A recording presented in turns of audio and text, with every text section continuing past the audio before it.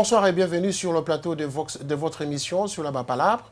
Ce soir, nous avons le plaisir de vous présenter un sujet très important qui concerne toujours l'Afrique, où nous allons justement décortiquer la question de calamité qui touche aujourd'hui le continent africain. Pour analyser justement cette question, nous avons sur ce plateau des hommes de Dieu, certains en tout cas, et au milieu de ces hommes, il y a une femme intellectuelle et activiste ici, dans ce pays en Angleterre, qui ont accepté justement de participer à cette émission. Il s'agit donc de Madame Nadine Hagen. Bonsoir madame. Bonjour, bonsoir. Et de Dr Michel Sacramento. Vous êtes congolais de Brazzaville, n'est-ce pas? Oui. Et serviteur de Dieu en même temps. Et enfin de monsieur du prophète Oscar Diomandé, on ne vous appelle pas monsieur, mais on commence par votre titre, de prophète. C'est parce que comme ça, on peut vous identifier par rapport à votre positionnement religieux, n'est-ce pas? Effectivement. Alors, nous sommes aussi vraiment pour discuter de la question des calamités qui touchent le continent africain. Vous le savez bien, depuis un certain temps, l'Afrique est frappée non seulement par la misère qui est en rapport avec la famine, mais également par des crises politiques.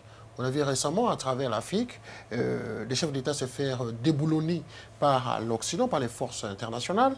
Et j'aurais bien voulu aujourd'hui discuter avec vous qui êtes non seulement représentants de la diaspora du point de vue religieux, mais également des intellectuels, somme toute.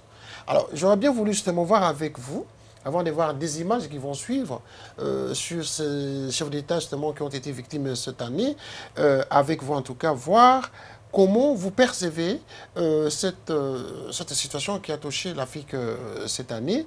Et ainsi, donc, je commence d'abord à tout sonner tout honneur par madame qui est au milieu, de nous dire en peu de mots comme ça en tant que femme, comment avez-vous ressenti justement toutes ces situations qui ont frappé notre continent noir? Par exemple, le cas de la Libye, le cas de la Côte d'Ivoire. Hein, nous avons vu Laurent Gbagbo se faire déboulonner de la manière dont il a été mis au pouvoir. Comment vous avez réagi? Comment vous avez ressenti ça? C'était très dur. Vous savez, je suis très attachée à la Côte d'Ivoire. J'ai passé 3 ans de ma vie.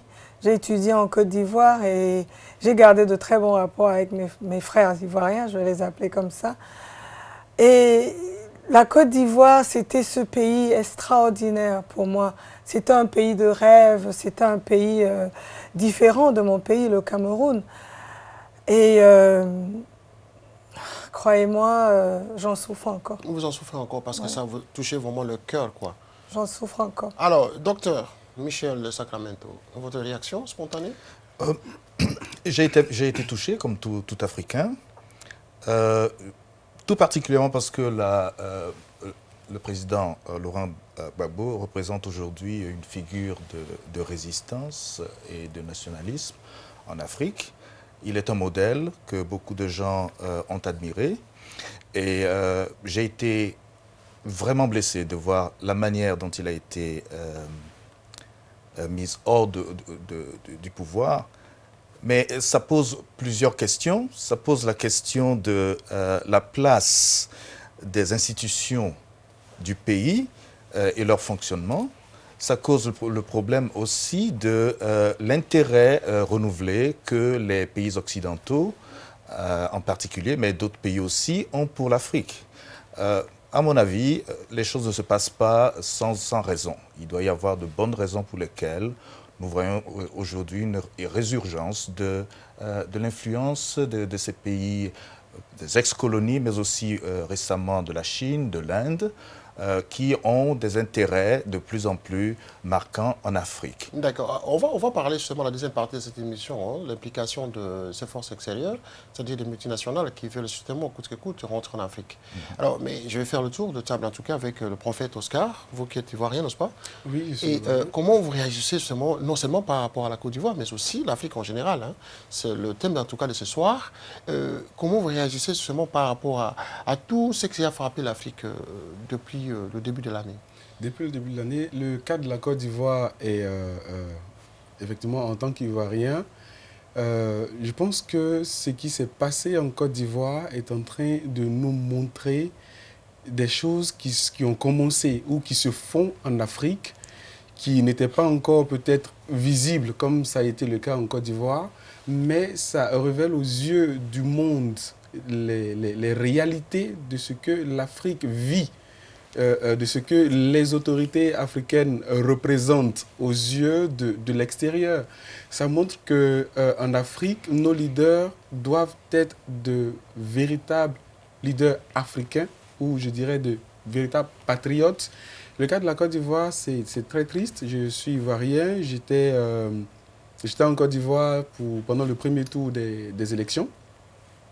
Et j'ai quitté Abidjan juste le 31, après le premier tour des élections présidentielles. Et j'ai suivi vraiment de très près l'évolution de la crise. J'ai ma famille, évidemment, qui est en Côte d'Ivoire, que j'avais constamment au téléphone, enfin, quand c'était encore possible de les avoir, parce qu'il fut une période où c'était complètement impossible de contacter qui que ce soit. C'est vraiment triste ce qui s'est passé en Côte d'Ivoire. Et alors, là, c'est la Côte d'Ivoire, mais quelle est votre analyse sur le restant des pays africains, notamment la Libye, notamment d'autres pays du Sud, qui connaissent aussi des problèmes, par exemple la Somalie, qui connaît aussi un problème de famine, de guerre civile. Oui. Comment vous réagissez à cette question par rapport à votre positionnement religieux en tant que serviteur de Dieu? En tant que serviteur de Dieu, je pense qu'il faut que l'Afrique se lève. Il faut que l'Afrique prenne conscience que nous devons nous-mêmes nous prendre en charge. Nous devons nous rendre compte de notre responsabilité. Pendant longtemps, nous avons tendu la main. Pendant longtemps, nous avons cherché des solutions ailleurs, alors que beaucoup viennent chercher la solution chez nous. Et si les pays africains ne cherchent pas à se lever, les pays africains ne cherchent pas, quand je dis se lever, c'est une prise de conscience des Africains. Et parlant de prise de conscience, je veux plutôt ramener l'Afrique, je veux plutôt ramener les leaders africains, je veux ramener tous les Africains à se tourner vers Dieu, qui est la seule et l'unique solution face à toutes ces difficultés, face à toutes ces calamités que l'Afrique est en train de vivre. Je voudrais vraiment lancer cet appel-là aux Africains. Alors, avant de parler de l'implication de Dieu, parce que quand même nous sommes sur cette terre, Dieu n'est pas visible, on voit seulement ceux à qui il a doté de certains pouvoirs de diriger les hommes. Oui. Donc, le chef d'État africain et les gouvernements qui contrôlent le monde. Et commençons d'abord par analyser la situation justement de la gérance de ces États, des chefs d'État africains, leur comportement vis-à-vis des citoyens. Pensez-vous que ces crises-là sont justement de la responsabilité des dirigeants africains? Je pense que ces crises-là... Ou c'est du fait que les populations africaines, les intellectuels ne s'impliquent pas à la chose publique? Je dirais les deux.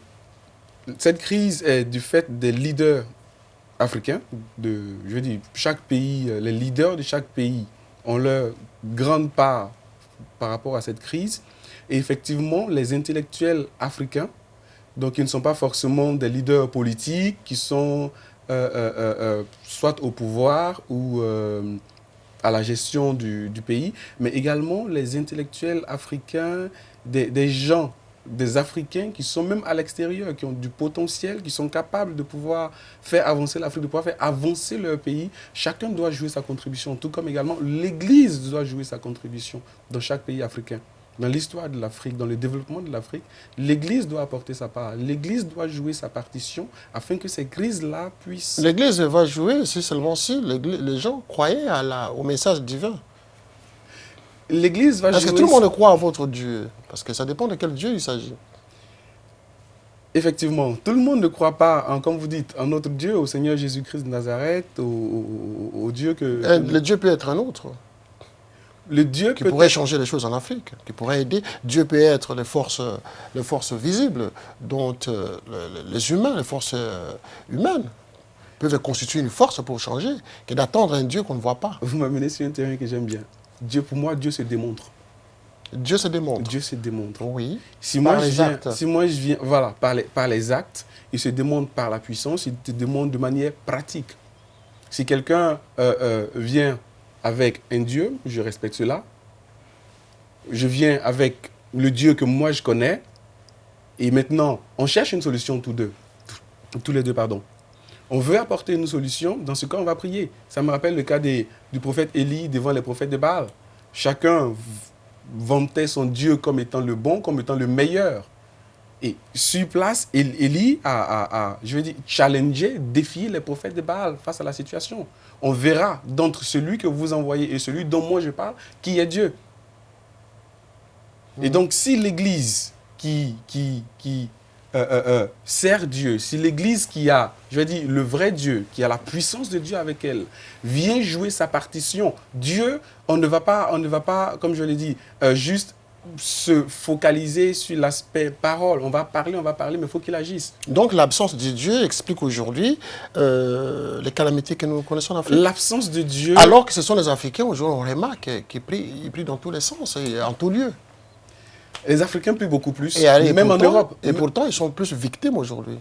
Même en Europe, effectivement, l'Africain plie beaucoup plus. Tu vas dans les églises sont remplies plus d'Africains que d'Européens, et même ici Ce en n'est Europe. pas une forme d'aliénation, ça? Non, pas du tout. Qu'est-ce qui explique alors que ce sont les Africains qui sont plus victimes de toutes ces calamités que le monde a connues il y a plus de 100 ans? Est-ce que nous sommes unis? On a l'impression qu'on est au Moyen-Âge en Afrique. Est-ce que nous sommes unis en Afrique? On prend par exemple le cas des leaders. Il y en a qui sont au pouvoir depuis plusieurs années, qui ne veulent pas quitter le pouvoir. Mais oui, mais le tout pouvoir vient de Dieu, n'est-ce pas? Dans la Bible que vous prêchez. Tout pouvoir vient de Dieu, effectivement. On va prendre le cas du roi Saül, qui a été un roi sous instruction de Dieu, mais après avoir désobéi, Dieu l'a, je veux dire, disqualifié pour mettre David à sa place. Mais il est encore resté pendant un moment. Alors, madame, vous êtes croyante aussi. Hein? Pendant la préparation de l'émission, vous n'avez cessé de dire que vous êtes croyante, vous êtes chrétienne. Est-ce que vous pensez que l'absence de Dieu en Afrique ou le fait que peut-être l'Africain ne croit pas sincèrement, c'est ce qui explique aujourd'hui tout ce qu'on connaît comme problème? Je suis croyante mais pragmatique, je suis croyante mais je ne crois pas et je croise mes bras parce que je suis sûre que Dieu dit que si tu cognes, en fait, il parle de l'action. La croyance, elle est vaine sans action. Moi, je suis sûre que j'ai des exemples poignants qui m'aident à dire que Dieu est là pour ceux qui l'accompagnent. Alors, qu'est-ce que ça veut dire? Ça veut dire que si on se lève, on va chercher du travail et on dit « Seigneur, je m'en vais chercher du travail, je prie que tes anges aillent au-devant de moi ». Oui, et nous avons demandé à l'Éternel de venir avec nous. Mais si on est assis chez nous et qu'on demande que le travail vienne nous trouver chez nous en disant « Seigneur, trouve-moi du boulot, et qu'on soit assis chez soi, ça ne va pas se passer. » L'Afrique, je ne sais pas à quel niveau on parle de prière, je ne sais pas à quel niveau on parle de... laissons Dieu à sa place suprême. Parce qu'il est tellement amour, il a tellement aimé l'Afrique que s'il devrait se fâcher, je crois que le ciel allait descendre. Et donc, il aime tellement l'Afrique et l'humain qu'il aime aussi ceux qui nous dirigent. Les dirigeants africains, je ne pense pas que... Que Dieu les aime. Non, ce n'est pas une affaire de Dieu les aime. Il faut avoir des structures. Un pays sans structure est un pays qui ne fonctionne pas. Tous les gouvernements, moi je vis en Angleterre depuis 15 ans, j'ai vécu un gouvernement conservateur, j'ai vécu un gouvernement travailliste pour dire, et je vis encore sur un gouvernement de coalition. Et chaque gouvernement apporte son programme. Nous qui travaillons dans le social, nous remarquons que tout ce qu'on avait dans le temps, c'est-à-dire du parti travailliste, on l'a plus parce que chaque parti apporte son programme. Mais quand un parti apporte son programme, il finance aussi son programme. En Afrique, est-ce qu'on a des programmes? Est-ce qu'ils sont financés? Ou alors, s'ils sont financés, où va l'argent? Qu'est-ce qui se passe avec l'argent? Est-ce que les gens qui sont au pouvoir, qui sont supposés amener les projets jusqu'au bout, mettent plutôt l'argent dans leur poche, construisent plutôt pour leur famille et pour eux-mêmes que de construire pour la communauté? C'est ça, c'est la question. C'est pas que Dieu n'existe pas, c'est pas que Dieu n'aide pas l'Afrique, c'est pas que Dieu n'aide pas les hommes au pouvoir, mais c'est que, est-ce que nous allons au bout de nos projets? Est-ce que l'Africain qui est assis en tant que ministre des Affaires sociales suit que les choses se fassent comme il faille, suit que les enfants ne meurent pas en prison? où ils sont jamais jugés, suit que les enfants ne meurent pas dans la rue, où ils sont violés tous les jours, ou lorsqu'il y a les problèmes de guerre, comme en ce moment, nos enfants sont les premières victimes. Où est le social en Afrique? Mais je suis sûre qu'il y a un ministre. Il y a un ministère des Affaires sociales bien installé. Ma mère en Afrique, elle était assistante sociale, et donc je suis sûre qu'il y a un ministère des Affaires sociales, mais il ne fait rien. Alors, maintenant, parce que vous parlez du social, mais j'aurais bien aimé justement qu'on continue ce débat avec le docteur, parce que lui, il est aussi serviteur de Dieu.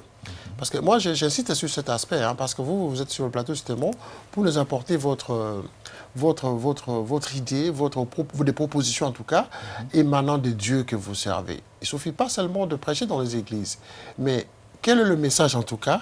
Quelles sont des propositions que vous pouvez donner aujourd'hui en tout cas par rapport à nos téléspectateurs qui nous regardent en Afrique et de la vision que vous avez sur ces calamités, sur ces problèmes qui touchent l'Afrique aujourd'hui, docteur?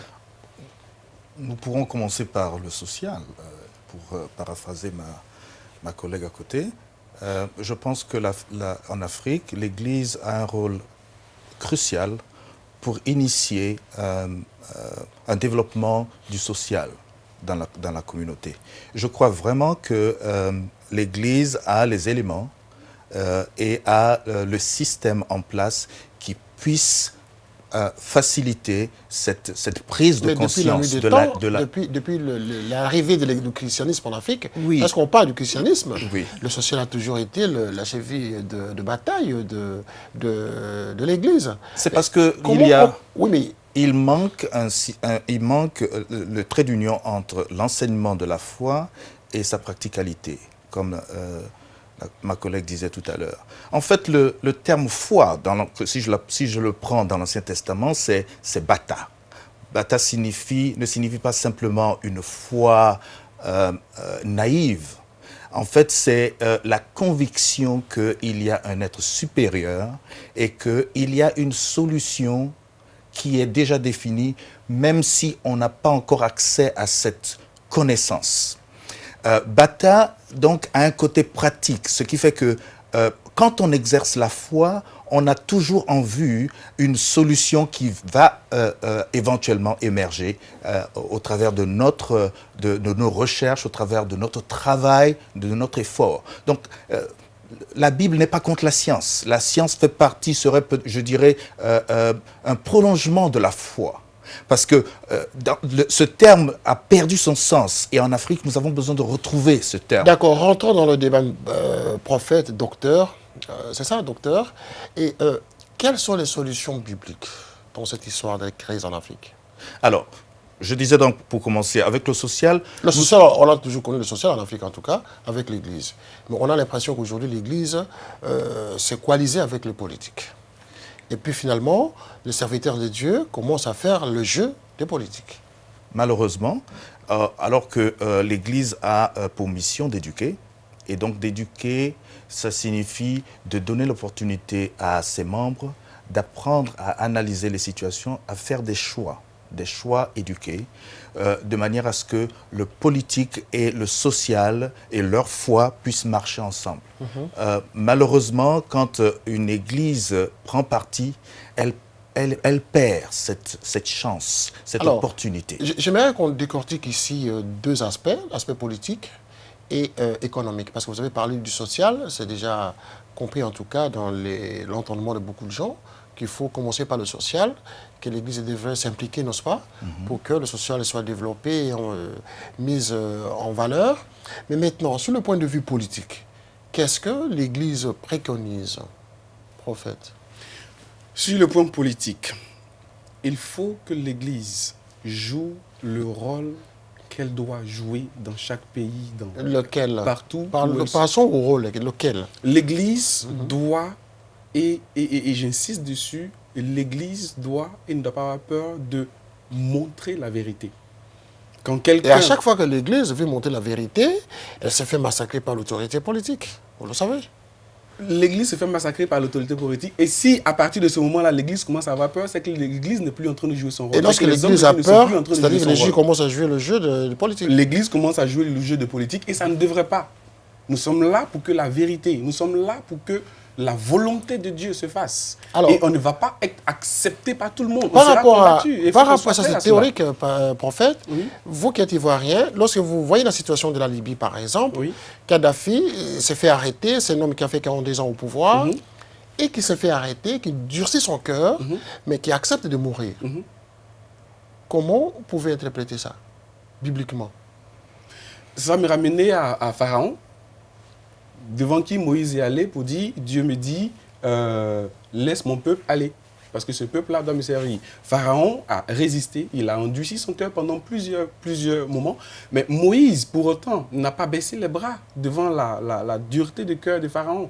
Moïse, pour autant, et avec tout le peuple qui était avec lui, on continuait à prier, on continuait à rechercher la face de Dieu, la volonté de Dieu. Il faut qu'il y ait dans chaque pays, un pays comme la Libye, il faut qu'il y ait un homme de Dieu qui pourra, inspiré par Dieu et après avoir reçu de Dieu, parler à ces dirigeants-là sans avoir peur pour lui dire, si c'est le moment pour que tu quittes, tu es resté pendant longtemps, tu es sorti de la vision, de la volonté de Dieu, il faut qu'il y ait des gens pour leur parler. Il faut qu'il y ait des Samuel pour dire à Saül que tu as été disqualifié et maintenant l'onction de la royauté n'est plus sur toi. Quelqu'un d'autre va prendre la place à ta place. Alors, Laurent Gbagbo, il a été éjecté du pouvoir, comme on le sait. Oui.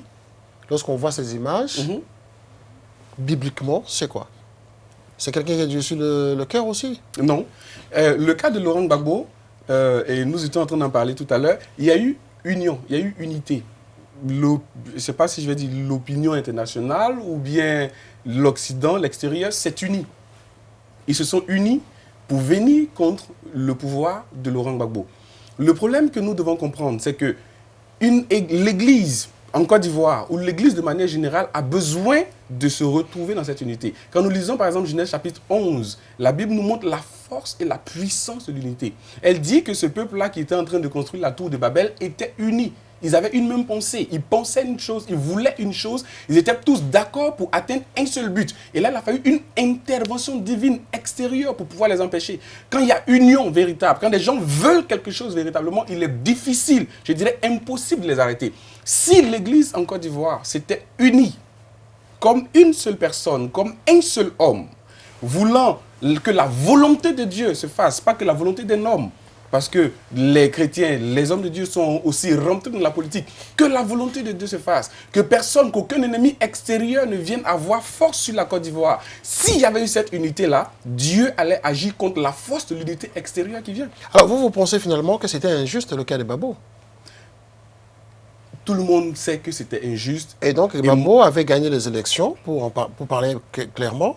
Il aurait gagné les élections et donc, de manière injuste, les forces internationales sont venues le déboulonner. Donc, au vu de Dieu, c'est l'homme qu'il fallait à cette époque-là pour la Côte d'Ivoire. Je ne vais pas dire que Gbagbo avait gagné les élections ou pas. Moi, j'étais pas...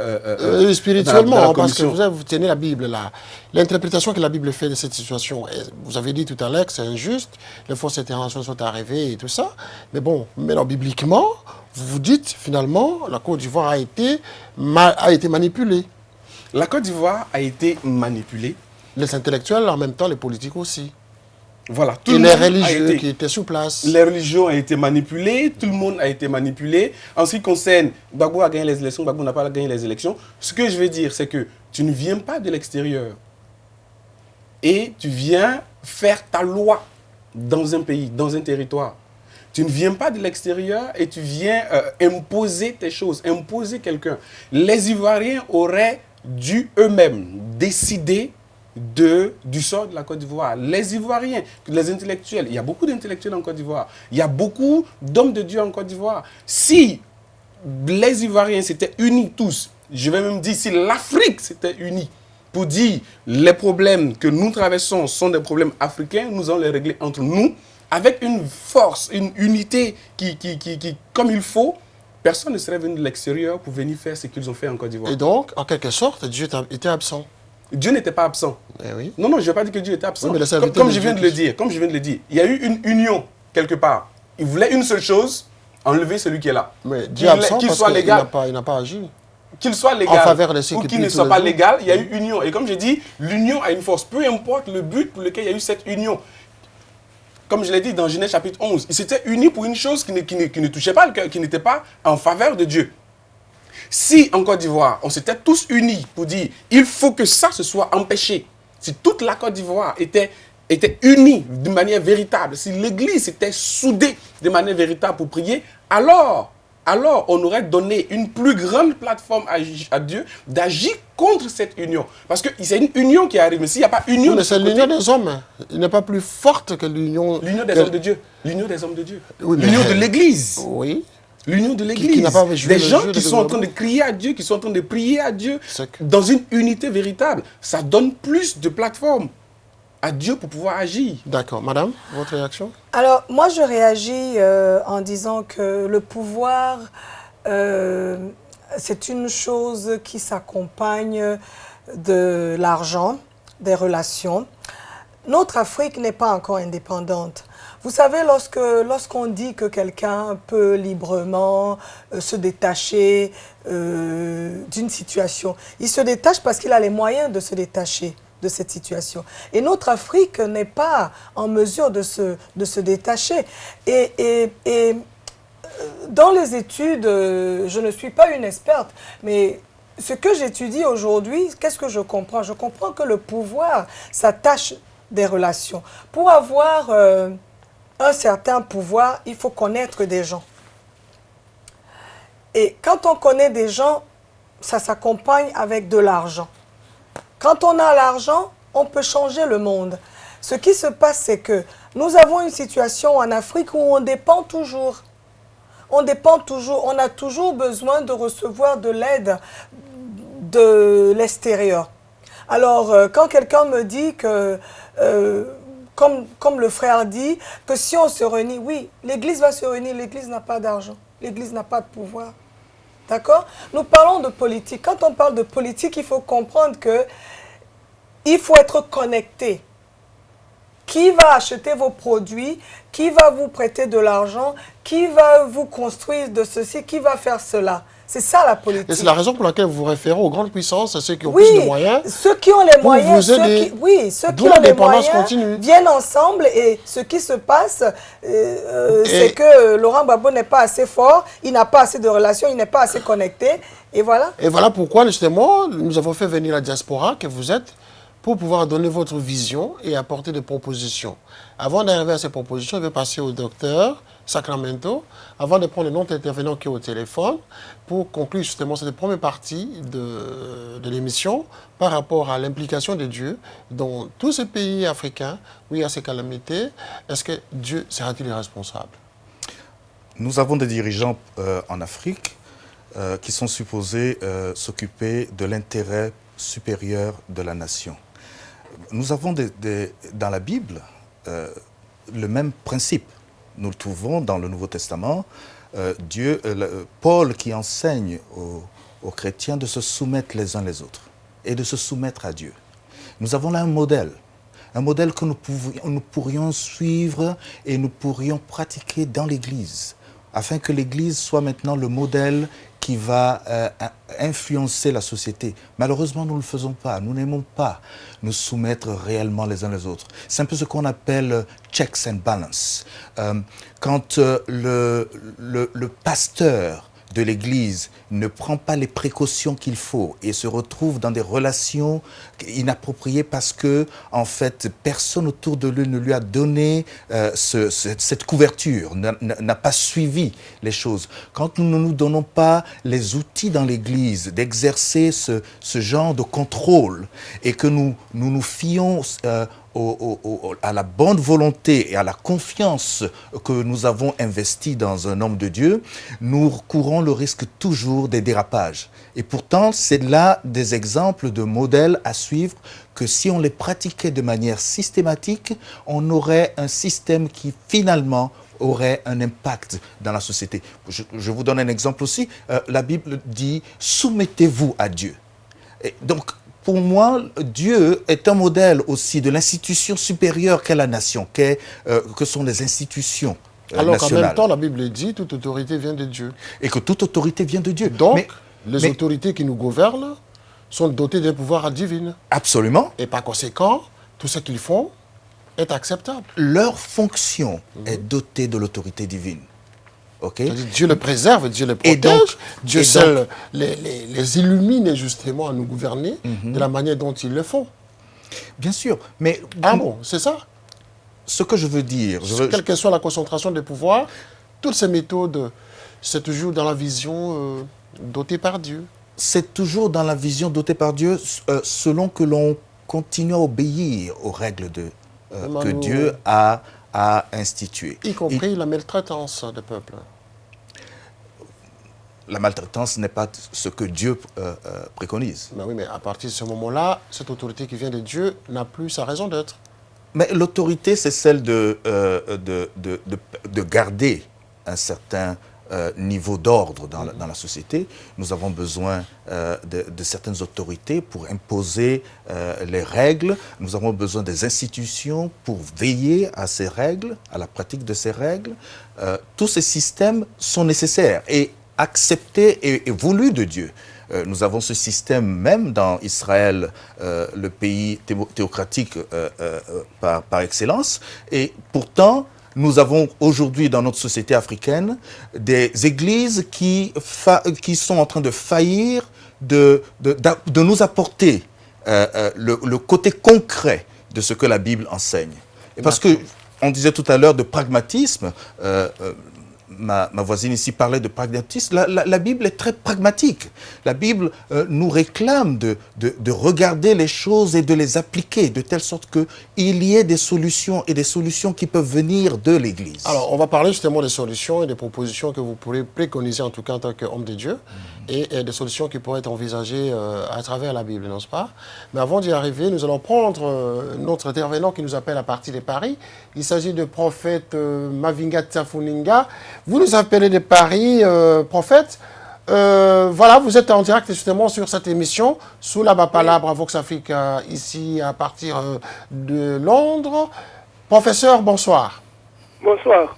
Alors, lorsque vous suivez cette émission et que nous parlons justement de l'implication de Dieu dans la situation, les différentes plutôt situations qui touchent aujourd'hui le continent africain, quelle serait votre réaction non seulement en tant que professeur, mais également en tant que prophète des nations à cette situation justement de l'Afrique?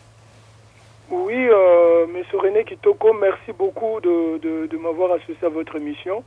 La première des choses que je peux dire que c'est une bonne chose de parler de Dieu quand on parle de problèmes du monde. Donc ça a été longtemps une erreur quand les gens disaient qu'à César ce qui est à César, à Dieu ce qui est à Dieu. Rien ne peut échapper à l'autorité de Dieu. Même César est une création de Dieu. Donc il ne peut pas émerger en dehors de la volonté de Dieu. Donc ça c'est la première des choses. Et pourquoi nous devons parler de Dieu? Mais c'est clair, l'esprit domine et oriente la matière. C'est l'esprit en tant qu'une énergie invisible qui crée ce que nous voyons dans le monde visible.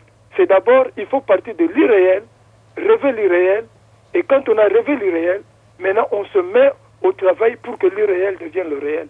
Donc c'est l'esprit qui guide, qui oriente la matière. Donc si déjà sur le plan spirituel, nous n'avons pas vraiment une vision claire de ce que nous voulons et de ce qui doit se faire, et dans le matériel, ce que nous allons faire, et nous n'allons pas y arriver. Donc c'est une bonne chose de parler de Dieu. Et comme nous parlons de Dieu, et j'ai beaucoup aimé parce que les intervenants ont insisté sur l'aspect de l'unité. Dieu ne peut intervenir que quand vraiment nous créons un cadre d'harmonie, d'unité, pour que Dieu puisse intervenir. Comme on le dit dans Marc 3, au chapitre 3, verset 24, si un royaume est divisé contre lui-même, ce royaume ne peut subsister. Si une maison est divisée contre elle-même, cette maison ne peut pas subsister. Alors, parlons des problèmes politiques en Afrique, le prophète. Okay. Mais en ce qui concerne le problème politique... Oui, on a parlé, attendez, on a parlé des cas précis. La Côte d'Ivoire, la Somalie qui connaît depuis plusieurs années toutes ces crises, en tout cas liées à la famine et aux problèmes politiques. On a parlé également de la Libye. En passant, bien sûr, on parle au Cameroun, qui a connu justement des élections dont on connaît les résultats. Et en passant aussi vers d'autres pays qui vont bientôt rentrer dans les élections bientôt. Est-ce que Dieu est absent au regard de toutes les difficultés qu'ils connaissent aujourd'hui non seulement les dirigeants africains, mais également les peuples. Comme nous le disons, Dieu n'est pas absent, mais Dieu nous a donné l'éclairage. Si nous voulons que Dieu intervienne, il y a un certain nombre de critères auxquels nous devons répondre. Dieu ne peut pas intervenir dans le désordre. Dieu est un Dieu vraiment souverain. Dieu, c'est le plus grand démocrate qui soit. C'est-à-dire, Dieu, il nous met devant le bien et le mal. Ou vous êtes du mauvais côté, ou vous êtes du bon côté. Ce n'est pas Dieu de venir vous prendre comme des petits-enfants. Mettez-vous du bon côté, quittez le mauvais côté. Dieu, c'est vraiment le plus grand démocrate. Il y a donc le mauvais côté et le bon côté. Il y a d'abord un problème de choix à faire. Mais Dieu, on ne le voit pas là. Dieu, on ne le voit pas dans les enjeux que nous connaissons aujourd'hui. Il ne réagit pas. J'y arrive. Donc, il y a ce problème de choix. Et le problème de l'Afrique, c'est quoi? C'est d'abord un problème d'une mauvaise élite. L'Afrique n'a pas une véritable bonne élite pour faire face à la situation actuelle. Globalement, comme je l'ai dit souvent, que nous avons affaire là à une élite occidentale d'origine africaine. Et par contre, il y a déjà aujourd'hui des élites africaines qui soient capables aujourd'hui d'affronter, parce que vous vivez aussi dans les pays de ces occidentaux. Il y a quand même quelque part, il y a aussi une bonne élite. Mais généralement, il y a eu beaucoup de leaders. Et en plus aussi, mon frère Kitoko, pour gagner la bataille l'Afrique, il faut une large vision à très long terme. Or que nous avons des leaders qui ont souvent eu une vision à court terme. Et cette vision à court terme vous amène facilement à devenir corruptible, à servir vos propres intérêts plutôt que les intérêts du peuple, parce que vous n'avez pas de vision. Parce que comme je l'ai dit, un leader politique sans vision est un danger public. Parce qu'un leader politique qui a une grande vision, il ne peut pas trahir sa vision.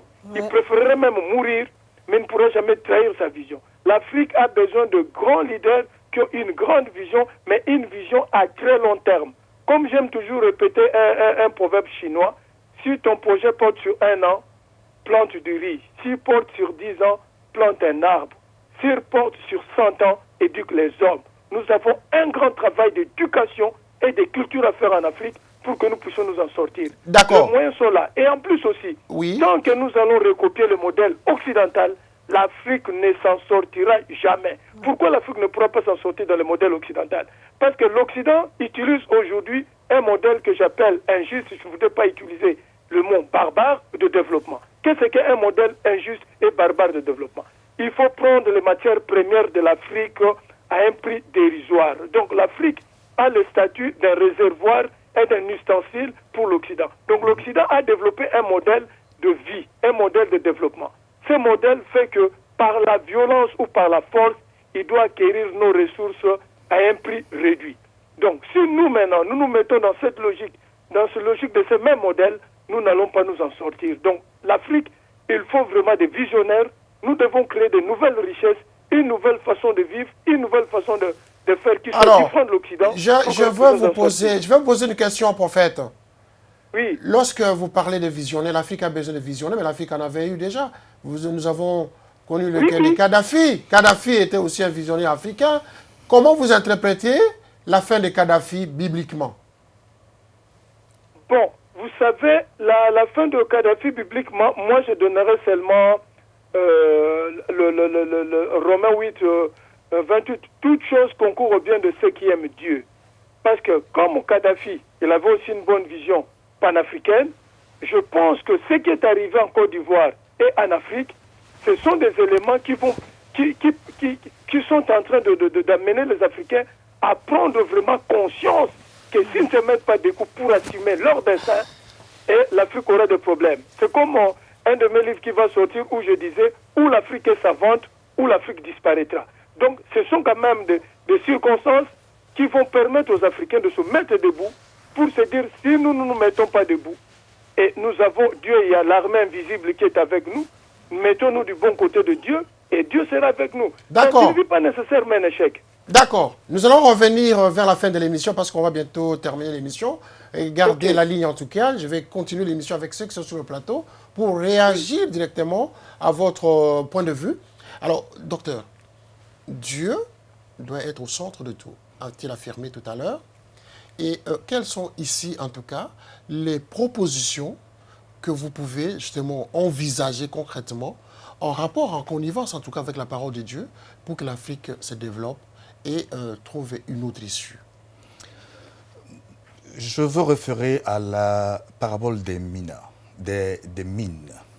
La parabole des mines est très illustrative du propos que Jésus a tenu à son audience en essayant de lui enseigner quelque chose qui est fondamental. Dans la foi, il ne faut pas simplement professer une foi, mais il faut la pratiquer. Il s'agit ici là de 3 catégories de gens à qui on a confié des biens, des ressources, et que Jésus demande, attend d'eux qu'ils fassent fructifier. Le terme qui avait été utilisé pour ça, c'est pragmata. Okay? C'est-à-dire entreprends. Recevez ces mines et entreprenez. Ce n'est pas aller le mettre à la banque, comme certaines personnes croient que Jésus avait l'intention de faire, faire des spéculations avec, mais c'était produire quelque chose à partir d'une ressource d'origine. Nous avons quelque chose qui manque dans notre chaîne de transfert du message de l'Évangile. Nous voyons trop souvent des églises qui passent des heures à prier et jamais ne produit quelque chose. Jamais ne sort du moment de prière et produit. C'est bien de prier, mais cette connexion avec l'entrepreneurship, la disposition à entreprendre, à produire quelque chose est manquante. Et nous pourrons commencer par là. L'Église a un grand message ici-là qui échappe un peu à la réalité et nous avons besoin de retrouver cela. Est-ce que vous ne pensez pas que la présidence de l'Église a ralenti beaucoup de choses? Cette croyance à Dieu ralentit le développement en Afrique. Mais quand on a une approche erronée de quoi que ce soit, ça vous ne pensez pas toujours. que ça pousse les gens à la fainéantise? Ça peut pousser les gens à la fainéantise parce quand c'est mal reçu. Parce qu'ils ne font qu'attendre la manne qui doit tomber du ciel. Malheureusement, ça devrait être le contraire. Et pourquoi ça n'arrive pas? Ça n'arrive pas parce que nous avons besoin vraiment de changer notre message. Mais de quelle manière? De la manière où nous faisons faire valoir... Ou alors vous faites passer ce message d'une autre manière qui n'est pas juste. Nous pouvons faire valoir les valeurs réelles dont Jésus parlait, les valeurs réelles de la vie de l'Église primitive. De quelle manière? De manière très concrète, de manière où, par exemple, quand la Bible parle tu es le gardien de ton frère, vous devez vous aimer les uns les autres. On parlait tout à l'heure du social. Le social peut concrètement se pratiquer dans l'Église et à la fin, c'est ce qui va se produire au niveau national. C'est ce qui s'est passé en Occident. Je pense que ce n'est pas copier le modèle, mais c'est tout simplement le phénomène qui naturellement devrait se produire. Celui par lequel l'Église initie quelque chose. Et quand ça marche, quand c'est vu que ça marche et que ça peut perdurer, ça peut continuer, ça peut se développer et il y a du bien dedans, la nation rattrape et ça devient quelque chose de national. Donc moi je crois vraiment que c'est l'initiative de l'Église qui manque. Si nous avons des églises où il y a des entrepreneurs. Alors nous allons passer justement vers la fin de l'émission parce que nous allons recevoir d'autres invités qui vont s'ajouter justement à la fin de cette émission. En tout cas, on va satisfaire en tout cas tout le monde. Alors madame, quels sont vos mots pour vous, des propositions qu'on pourrait apporter concrètement pour le développement de l'Afrique, afin qu'on aspire justement à un certain développement? L'Afrique a un capital social qui est ce que nous connaissons comme nos ressources.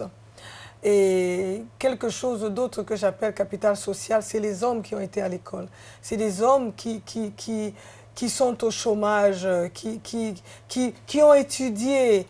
Pourquoi aller chercher la main-d'œuvre à l'extérieur? Pourquoi pas utiliser nos ingénieurs? Pourquoi pas utiliser ces hommes-là qui ont étudié, qui sont... À qui vous adressez ce message-là? Quand vous dites à qui vous voyez, pourquoi? Ce message devait être adressé à qui? À l'autorité politique de pays africains? Je dis à l'autorité africaine. Je dis à l'autorité africaine que je comprends aujourd'hui que nous gagnerons en conservant certains fonds, en utilisant les gens que nous avons Au lieu de payer de grosses sommes d'argent, de toujours croire que celui qui vient de l'extérieur amène quelque chose d'extraordinaire.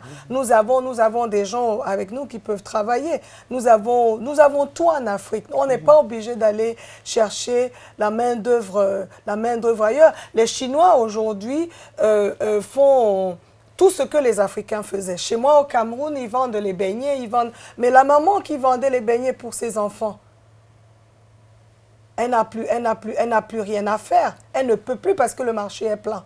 Mais elle doit aller à la compétition. Le Camerounais qui avait une librairie, qui vendait son cahier à 200 francs, le Chinois vient, il vend une qualité moins bonne que le cahier qui coûte 200 francs. Tout le monde va chez lui pour pas se rendre compte que sa qualité n'est pour se rendre compte après que sa qualité n'est pas bonne.